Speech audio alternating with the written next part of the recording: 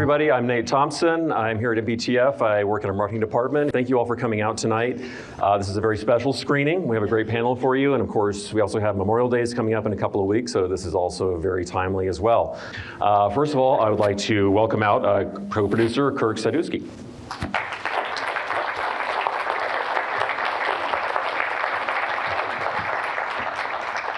And next up, we have music supervisor Deva Anderson.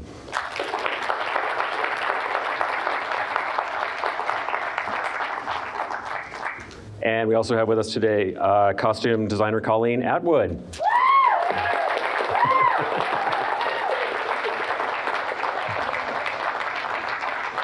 And can we please welcome re-recording mixer Duncan McRae.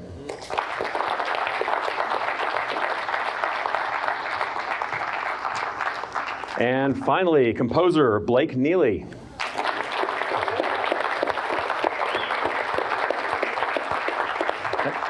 And if you want to have a seat there. Before we get started, and I have my phone out because I don't want to mess this up, I just want to give a quick shout out to someone very special here. We have a real life master of the air joining us tonight with a very special MBTF connection. So I just want to say hi to Dick Kelsey.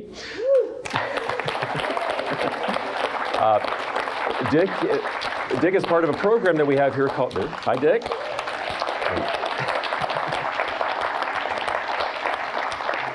Dick is part of what's called the Daily Call Sheet, which is a program that we have to combat social isolation for entertainment industry veterans, and their family members, where you just make friendly phone calls, check up, and you make friends. But Dick is one of our volunteers who does that. He was a navigator in the bomber unit of the 8th Air Force in the 453rd Group, 2nd Division. Also in his division was none other than Jimmy Stewart. So. Dick will be turning 102 years old later this year,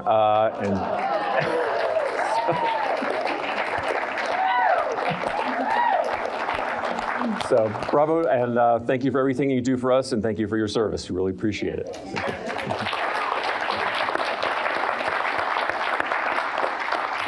Now, I know the process of getting this series made, or mini-series, was a little long and involved. It started off as a 2007 book. And how did it come about? I mean, and how did you come aboard? I guess let's just go down the road really quickly. Say, how did you come aboard this, and what was the genesis of this?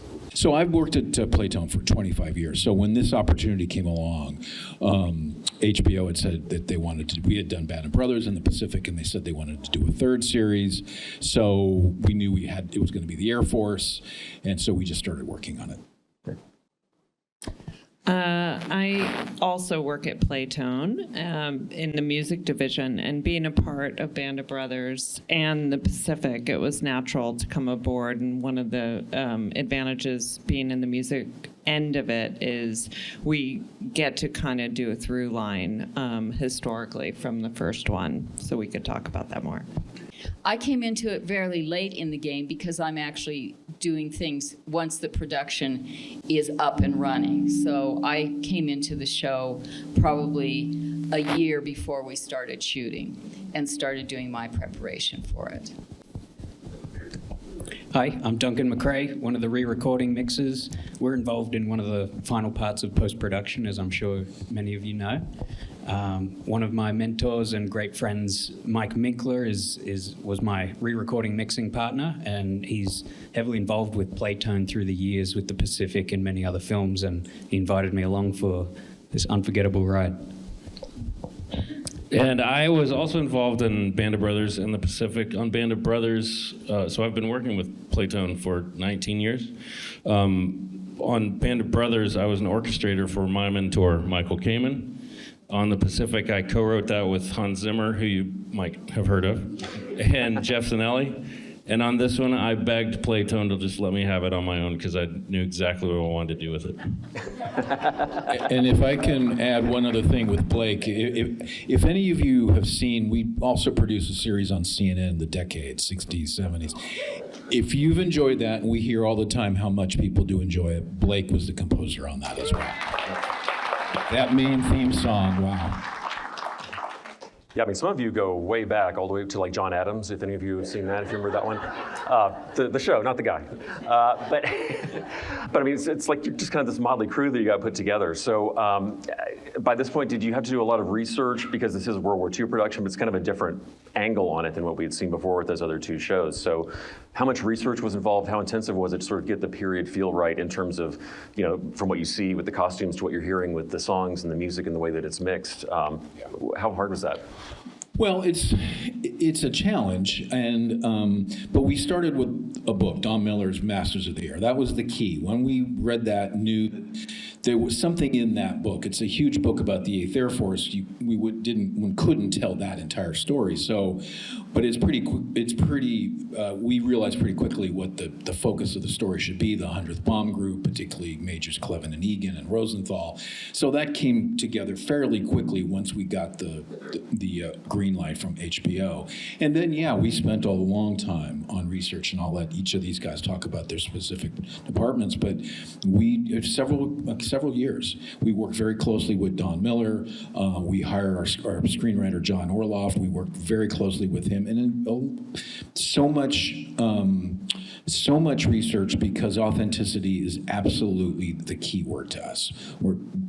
That kind of an attention to detail is absolutely paramount to anything that Playtone does.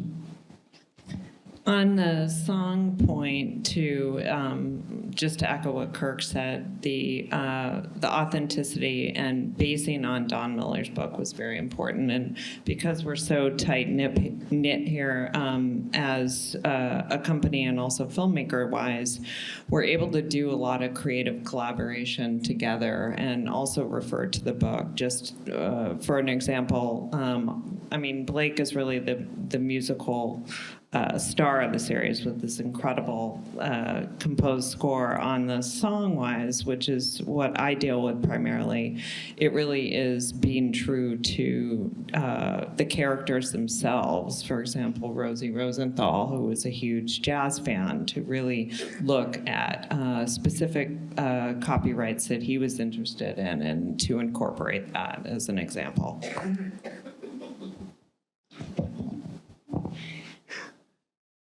With costume, I had amazing research. A lot of it came from the Thorpe Abbott's Museum in the UK, their archives, because they had pictures that the guys had taken on the base of each other in their everyday looks, not just dressed up, posed for a formal photograph, but it was really the life on the base.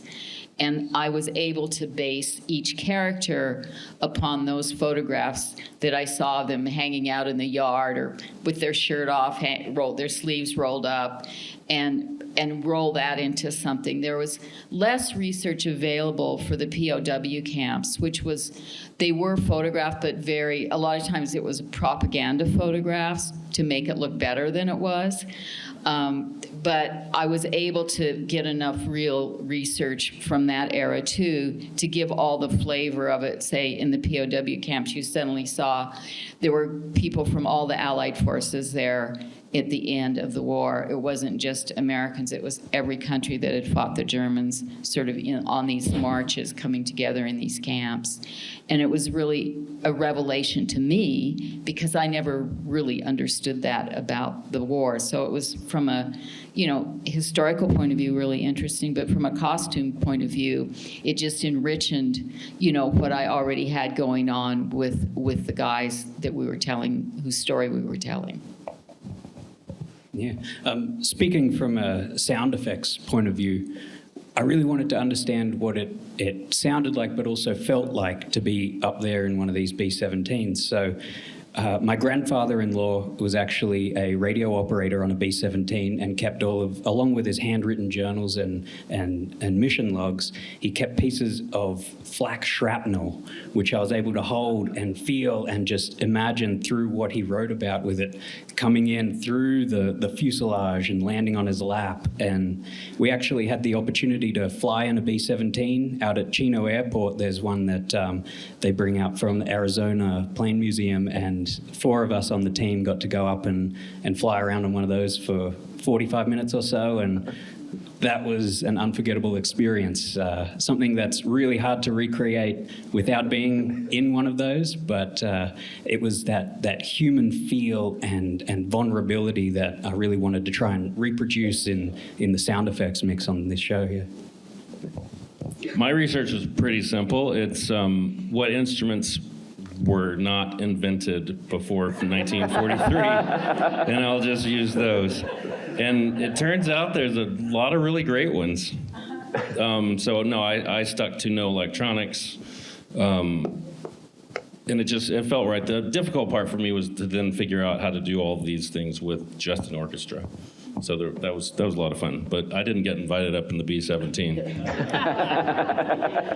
You know what I want to add about that is the B-17 that you flew in was real, but our art department made amazing B-17, like to every screw, every piece of wood, everything in it was absolutely authentic. The scale of it, which was really a challenge because they're small. So to shoot in that, and the way the cinematographers were able to shoot the interior of the B-17 and the way that felt was an amazing kind of invisible accomplishment. But if you really saw the plane and you saw what they did with it, with all those people in it, it's really amazing. We get asked all the time, well, did you use any B-17s? And no, we didn't. You couldn't do that.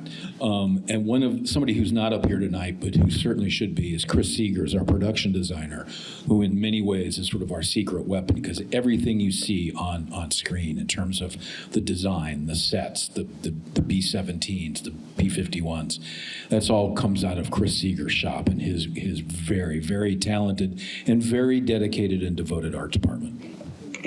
That actually kind of leads into my next thought, which is Band of Brothers in the Pacific were made like films with that kind of caliber of quality filmmaking, but that was sort of the days of appointment television where people would watch it as it was being broadcast live on screens that were usually about this big.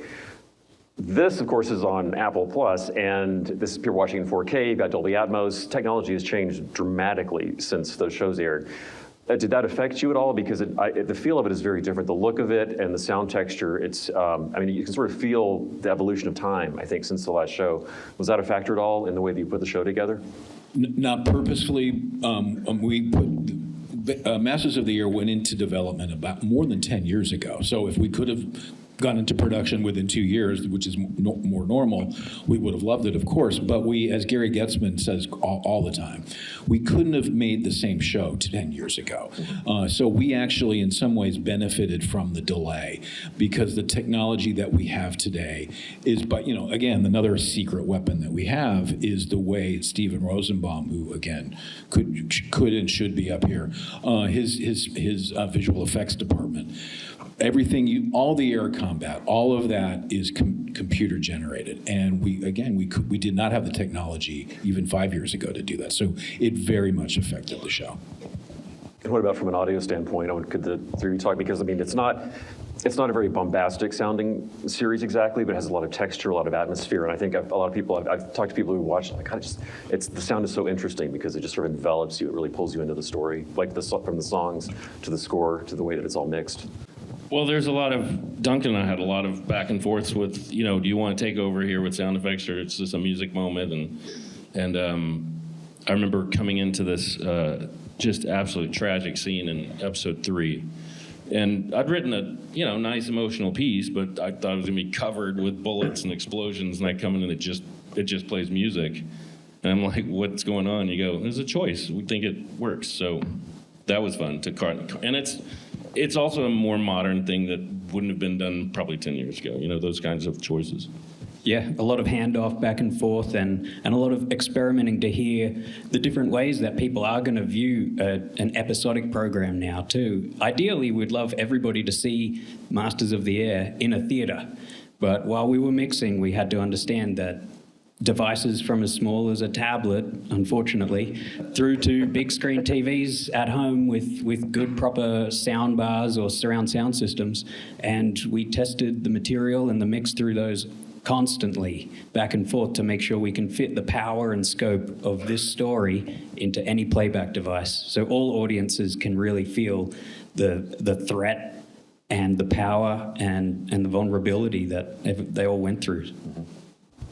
And I think in the songs, the show doesn't have a lot of needle drops exactly. It doesn't have that kind of feel to it, that it's more sort of textural. They'll be hanging out in a bar or restaurant, whatever, and you have this sort of atmospheric kind of music playing in the background. So how was that done? You know, it's funny on this one, when we really look at how many songs were in there, were a tremendous amount of on-camera playback songs in the pubs, and putting all of the instrumentation together on camera to make sure historically correct.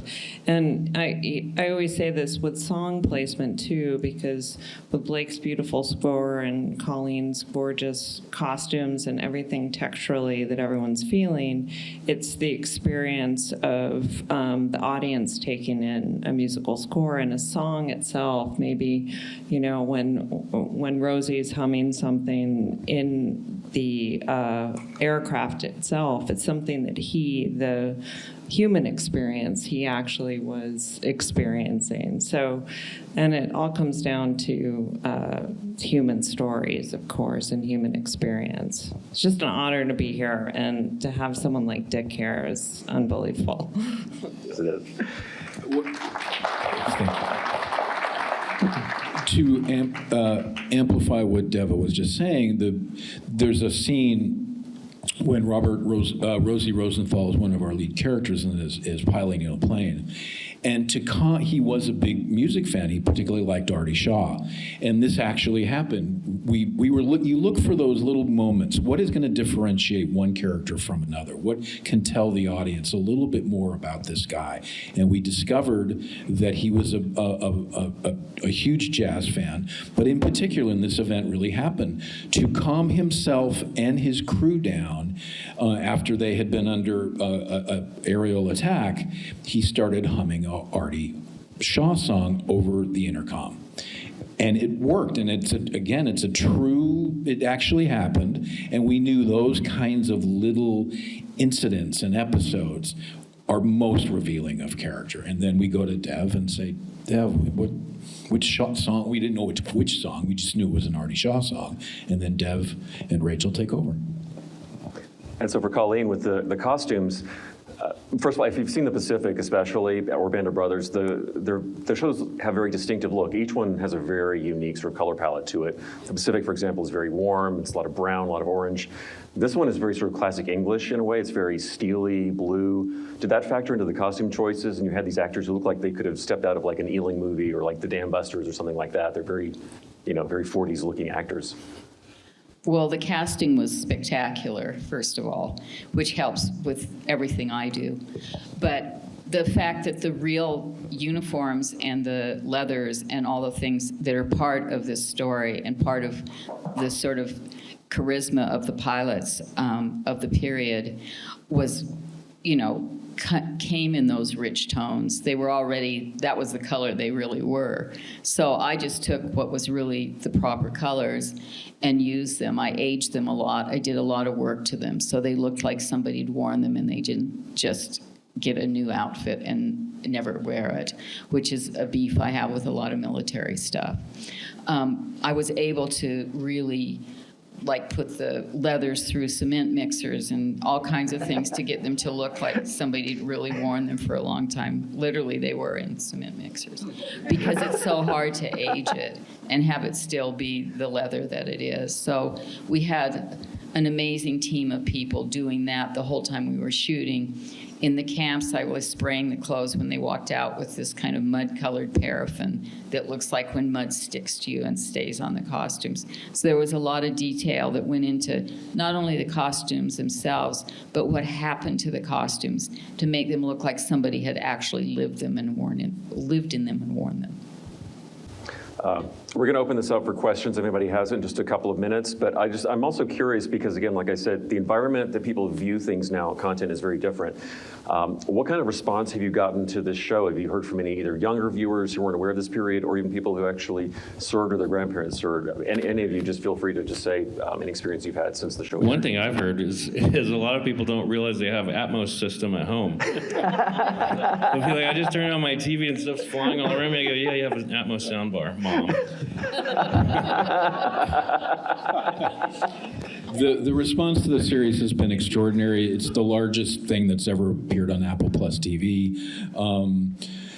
But even better than that, we did a screening down in Montgomery, Alabama, a couple of months ago at Maxwell Airfield, and we screened it for, I want to say, about 1,000 Air Force officers, and the response we got from them, that was special, because this is their world. It's about them. But around as the series unfolded, you would run into people, and it happened with the Band of Brothers. It happened with the Pacific, but it does seem to have touched a real chord, I think. I don't know if you must run into that too. When someone discovers you had anything to do with Masters of the Air, that's a traffic stopper, and that's what you're going to talk about for the next 10 minutes. Yeah. Anybody else? Any other feedback experiences you've had? Well, one feedback experience I had was actually when we were actually shooting the project. We had 300 or 400 extras a day that came, far away to where we were shooting. And they would come every day at 4 a.m, get ready, work in very hard conditions for very little pay, and they were so invested in it, and the whole feeling of the team that made this project really felt in that moment they were doing something they really cared about and was really important. And I think that whole energy kind of spread onward as it came into the world. So before we open this up, just to note, you will be watching episode 9, which is the finale episode. Hopefully you're familiar with the premise, but essentially it's about this crew of airmen. It follows roughly a 2-year period in their combat. Some of them have wound up in POW camps, and this is like the war is about to start winding down in 1945. So it's sort of the apex of the story. Yeah, this episode covered from January 45 to VE Day, and May of 45 when the guys started to get to go home. Yeah, so hopefully you'll enjoy this. If you haven't seen the show, there are a few other surprises, so you really should go back and watch the whole thing. As you mentioned, episode 3 in particular was quite the water cooler moment when it aired. If you managed to escape spoiler-free, then you're lucky. But definitely go and watch the whole thing if you haven't seen it already. So do you have any questions out in the audience? Okay, and please wait for the microphone coming to you in just a second. Speak into it like an ice cream cone, just don't lick it. So for the sound mixer, I've flown in that B-17 from the Chino. It's noisy. So did that give you an insight as to what you had to do to recreate that sound? That was challenging. If you have been in one of those, you can't hear a hell of a lot that's going on around you besides the power and the strength of those 4 engines. So the challenge in that was to really show that throughout the series, but also open up areas and opportunities where we're able to tell story that isn't to do with those 4 engines. Peel those away while we're vulnerable to flak or German Messerschmitt, and also dialogue intelligibility through the entire flight. It's important. We need to hear it. We need to know what's going on, but you need to feel how powerful it is to be on one of those. And we spent some good time trying different things, moving things around in Atmos as well, pulling the sound off the screen to let everything that I just described, it needed to have room to breathe. So we opened up the screen channels for that and still felt the power of the plane that we as the audience are sitting in around us as well. And I'm excited for you to feel that in this room tonight.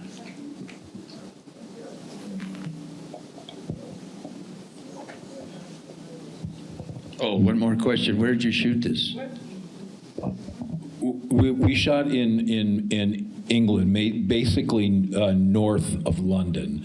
The entire show was shot in 4 major locations in England. Again, mainly an hour or so north of London. We also shot in Oxford. There are scenes in an earlier episode that take place in Oxford. We actually shot there. Okay, in the front.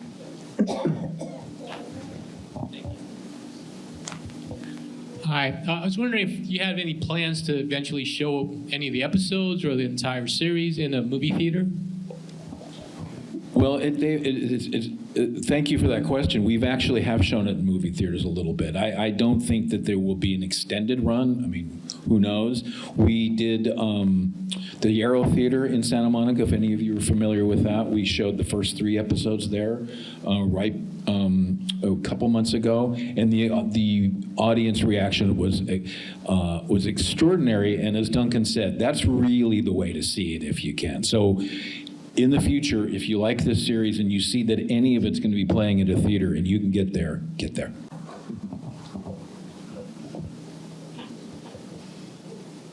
I want to say the only of the 3 that I've seen so far was Band of Brothers, and I was absolutely blown away by it. So appreciating as the audience, me, I appreciate the production and the emotion from the music, the authenticity of what people wore, because people wore their emotions also on the uniforms, and the tired, aged leather from that cement mixer showed the wear that happened on the human. And just a side note, so my father also would have been 102 now. He passed last year. He did the atomic bomb on Tinian Island. So he said, oh yeah, I flew a B-17. Whatever, they were going from one place to another. And the pilot said, you ever fly a plane? No. Here. And he switched the autopilot to him.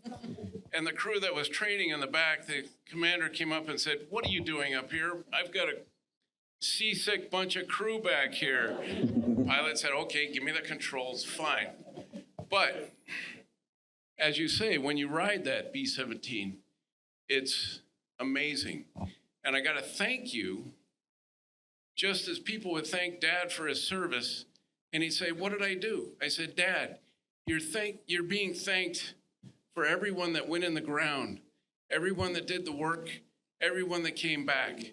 You are the uniform. And for you, I have to say thank you for your service to put this on the screen.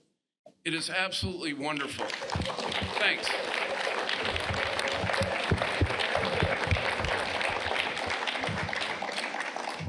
Thank you for that. Got a question in the corner. Okay, over here. Hello, sure. Thank you. Hi, I'm just curious, how many scripts did you go through before you were ready to go out to your cast? And when you went out to your cast, did you have a list? Or how did your cast come about with the schedule? Well, we went through the writing process. We were writing from the start, and we went through many drafts of every episode. In fact, we were still writing when we were in production in England.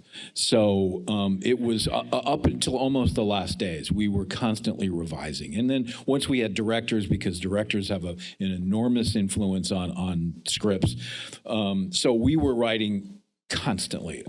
But what was the last part of your question about the cast? About your cast. When were you ready to go out to your cast? And how did that, did you have a short list or? No, but as Colleen said, we had fabulous casting directors, Lucy Bevan and Olivia Grant in England. And they started seeing, and this was in the period of COVID, so we didn't see anybody in person. It was all online, but they had such a sharp eye for who could play those Major Egan, Major Cleven. And I think it's working with the casting director so that you come up with character descriptions of the main characters, at least. And Lucy and Olivia were so great at picking just the right guys. So there was a fairly, again, this was in development for 10 years. It was really over in those last 6 months or so where we went out to cast. Can I just add one thing? You were still writing while we were mixing. True. No. Yeah. In fact, I think we still are. I don't know if we can go back and. Can we change that? Yeah, no, but it because you learn new things and you see what a performance and maybe we can amplify that in a looping session or so. Yeah, you're constantly, and this is such a big project that yes, we were writing up to about last week, I think. All right. Okay, over here. Hi. Okay. I'm a kind of a self-professed 8th Air Force nerd. I'm sitting here in a 100th Bomb Group shirt. This thing. Okay. Anyway, you obviously did massive amounts of research. I've read both Masters of the Air and Harry Crosby's Half a Wing, 3 Inches. A Wing and a Prayer. Yeah, A Wing and a Prayer. There's also one called Half a Wing, a different book, but yeah, Half a Wing, 3 Inches of Prayer about the 303rd Bomb Group. My question is, you obviously did a ton of research, and every B-17 had 10 men on it. I've flown on one too. I made the mistake of reaching up on the control cable. Not great. But anyway, the gentleman up front flew B-24s, right? With Jimmy Stewart. You obviously did a lot of 8th Air Force research. Will there be a tie-in like Band of Brothers was to like, with all the research you did, Band of Brothers and Saving Private Ryan are kind of related? Would there be something like that with the 8th Air Force being so huge? I'm not sure I quite follow. Okay. So you obviously did a ton of research, right? You probably did enough research to do a few miniseries. Oh, I see. Yeah, I see what you mean. Yeah. Because I'll end it real quick, but I felt that, Band of Brothers had a great boot camp section. We jumped right into the deployment. And I just think that there were so many casualties stateside, too. It was another side of the story to tell, to make it to England. I think, listen, as we said, we were doing this for 10 years. I don't think there's an appetite on Playtone's behalf at the moment. But will this spur other projects about the 8th Air Force or certainly about World War II, as we were talking about? That's just an inexhaustible subject. And something that, a couple of things. There's a companion documentary. If you like what you watched tonight, there's a companion documentary called The Bloody Hundredth that is also on Apple Plus TV.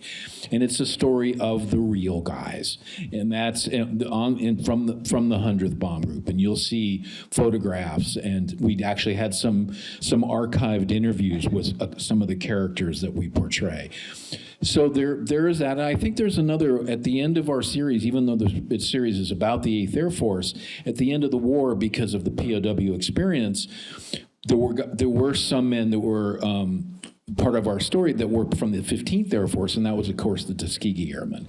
And that's certainly a subject that is, I think, ripe for further portrayals, certainly. Okay.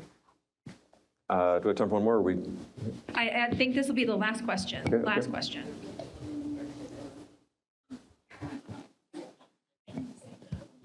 You said that that you had already screened it in the movie theaters, and I don't know if this is a Plato decision or an Apple decision, but would you consider showing again, like let's say in more like the chains like Regal or AMC, where you can get what's probably more convenient for a lot of people to go to, because I didn't know that it was shown at Arrow, and I know it's probably too late for Memorial Day, but how about making it available for Veterans Day? I love there's a demand. That's the good thing. But so will there be a supply? Who can say? At this point, there's no plans for anything like that. But if the series, I don't know at an AMC I don't know, but maybe special Saturday matinees, you can see that happening. But it will depend on how the series takes off and all of that. So I'd say keep checking the listings. But either way, you lucky folks are about to see the finale up on the big screen. So this is a very unique experience. Can I say one last thing, Nate? So one of us on the stage tonight has a very personal connection to the motion picture home. Deva, her grandmother was a resident here. She used to come and visit her grandmother.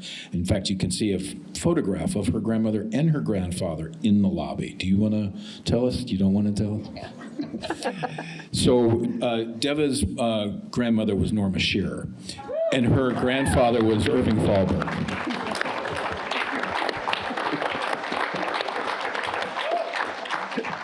Well, I can't possibly top that. So, well, thank you everyone again for coming out. I really hope you enjoy the screening, and thank you so much to all of you for talking about this wonderful, wonderful show. Thank you. Thank you.